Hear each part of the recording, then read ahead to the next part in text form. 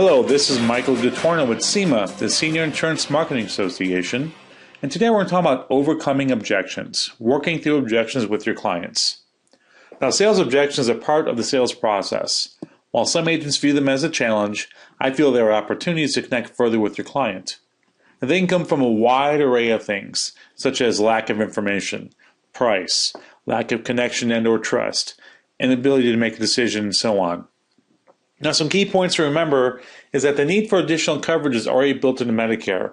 Unlike some other products, such as magazine subscriptions, add-on sales, the need for coverage is pretty much built into Medicare. In fact, the Medicare New Book spends most of the time explaining all the coverage to clients. Listen to your prospect. Let them get it out before you respond, and power pause. Basically, when they're giving you an objection, make sure they're done giving it to you before you respond, as some clients or some prospects may be explaining their objection to you, and as they work through it in their own mind and verbally, you may get more information just by naturally letting them speak. Confirm the objection, repeat it back to the client, make sure you're on the same wavelength.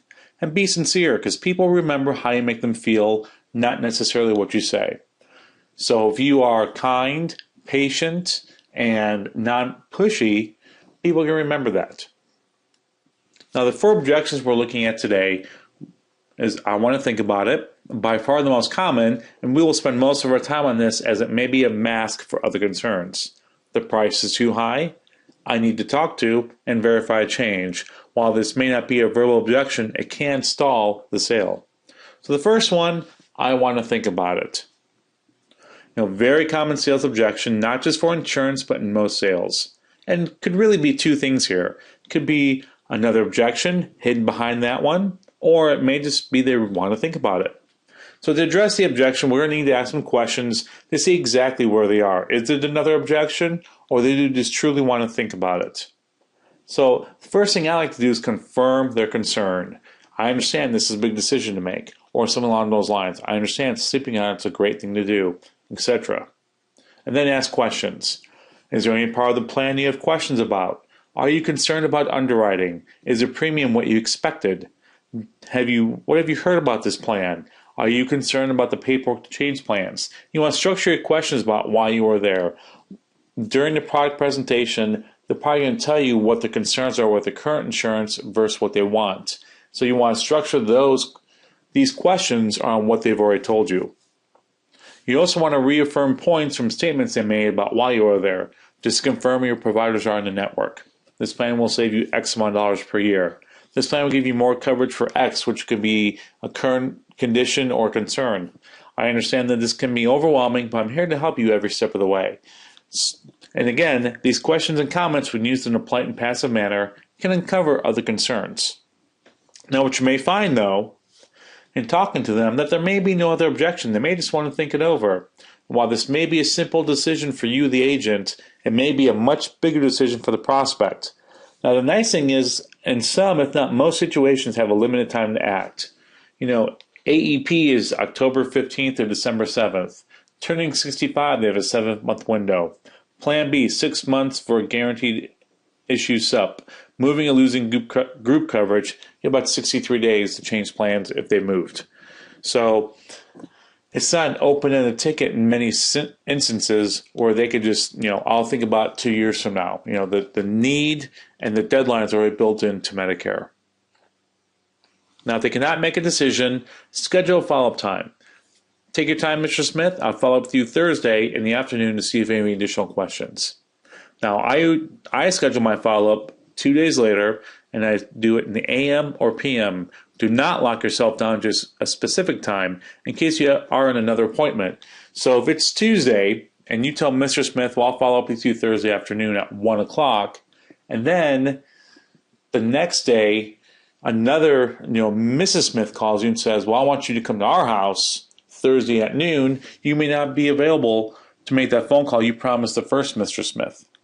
So in that instance, you may not call him back the time you did, and now he's questioning if you're the right agent or not, or they may just brush you off at that point. So AM or PM, that way if something does come up, you've got entire morning or afternoon to work with.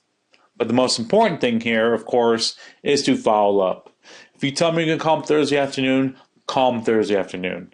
If you're going to call them Saturday morning, call them Saturday morning. If you're very, very busy and you don't have time to call them in the car, call them sometime. But you can always find normally a couple minutes to at least call. Now, if they decide after having a dialogue about their concern and they want to enroll, confirm their decision. Don't get so excited to start pulling paper out. You want to confirm it. Are you sure?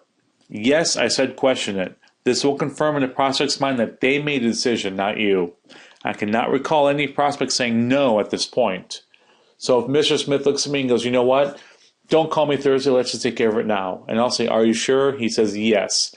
Because I just questioned him enrolling, and he just confirmed it in his mind. So I didn't push him. I didn't persuade him. I didn't trick him into enrolling. I simply gave him the opportunity to, and he made the definite yes in his verbally and mentally. Now, the next concern, the premium is too high. Now, this is definitely a more solid objection, as we have no control over premium, only the amount of coverage they will receive. So I repeat the concern as a question and ask for an amount. So the premium's too high. Yes. What amount were you looking for? And at this point, they're going to give you a dollar amount, or they're just going to run you around. So if they can give you a dollar amount, or if they do give you a dollar amount, then quote how much coverage they will receive for that premium. Mr. Smith, for $30 per month, you can get $4,000 in coverage. If they do not give you a dollar amount, don't give them one. If $50 a month is too much, it's $30 more reasonable. So just play with it then. If they still cannot afford coverage or don't give you a solid answer, leave them a couple quotes and then schedule a follow-up time. Of course, this objection is more relevant in Medicare supplements and in final expense. With Medicare supplements, you can give them quotes from various carriers or various levels of coverage. And of course, with final expense, you can give them different death benefit amounts. But then, of course, schedule a follow-up time and, of course, follow up. Now, the next one I need to talk to. Even if they are the decision maker, they may want to reaffirm the decision with someone else. And this sometimes can come at us blindsided. It's a great stall tactic, if you ask me, because they just push the responsibility of the decision to someone else. So if you push too hard, you may not only insult your potential client, you may insult their friend or relative that they want to consult with as well. You may be saying to them, oh, you're not smart enough to make a decision, and this person I don't feel is qualified either, that's why I'm pushing you. Or any number of circumstances that could just be bad for the agent. So definitely walk with a light foot. But here's what I want to know in a very passive and friendly manner. Why that person? Do they have the same or different coverage? Do they help them with other decisions? When will they talk to them next? And at that point, I want to verify they have all the information they need to share this policy with the other person.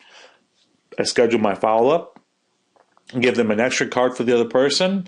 I offer to meet them next time if possible. So if it's their neighbor, I offer next time I come out, your neighbor could be here with you. And I don't push this objection. It's easy to turn off the prospect. Again, tread very lightly with this objection. Now the last one, verified change. For many, it may be safer and more comfortable to do nothing, even if they know they should change. Look at the auto and home insurance that some seniors have. I talked to seniors that have the same policy for 15 years because they don't want to change. It's comfortable. They understand. They may not understand it, but they just don't want to change. But some things you can remind them that you're their agent. You'll be there for them. You're more than just an 800 number.